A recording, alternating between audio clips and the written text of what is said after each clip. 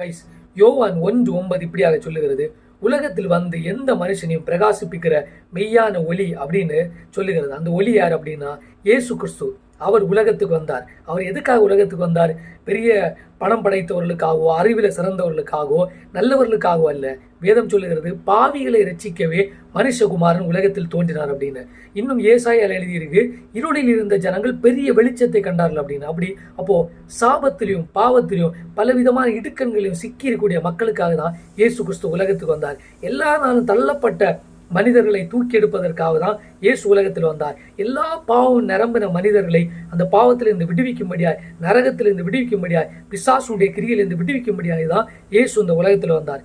அதனால எந்த மனுஷனையும் இயேசுவால மாற்ற முடியும். எந்த மனுஷனுடைய வாழ்க்கையும் அவரால் டிரான்ஸ்ஃபார்ம் பண்ண முடியும். இன்றைக்கு ஊழியர்களாக இருக்கக்கூடிய மேக்சிமம் பேருடைய டெஸ்ட்மனி, அவருடைய சாட்சிகள் நீங்கள் கேட்டீங்கன்னா, ஒரு காலத்தில் ரவுடிகளாக இருந்தோம், ஒரு காலத்தில் கஞ்சா அடிச்சிட்டு இருந்தோம், ஒரு காலத்தில் குடிப்பழக்கத்துக்கு அடிமையாக இருந்தோம், துன்மாக்கர்களாக இருந்தோம். ஆனால் இயேசு எங்கள் வாழ்க்கைக்கு வந்த உடனே, இயேசுவை நாங்கள் அறிந்து கொண்ட உடனே எங்களுடைய வாழ்க்கை டோட்டலாக டிரான்ஸ்ஃபார்ம் ஆகிட்டு, மறுரூபம் ஆகிட்டு, இன்றைக்கு நாங்கள் எங்களுடைய சமூகத்தை, எங்களுடைய குடும்பத்துக்கு நாங்கள் பலருக்கு வந்துட்டு ஒரு ரோல் மாடலாக, ஒரு சாட்சியாக வாழ முடியுது அப்படின்னு சொல்கிறாங்க. இல்லை, இதே மாதிரி தான் இதை பார்த்துட்டு இருக்கிற ஒருவேளை நீங்கள் ஏதோ ஒரு பாவத்திலையோ ஏதோ ஒரு காரியத்தில் நீங்கள் சிக்கப்பட்டிருந்தாலும் இயேசு உங்களுக்காக அந்த உலகத்துக்கு வந்தார்.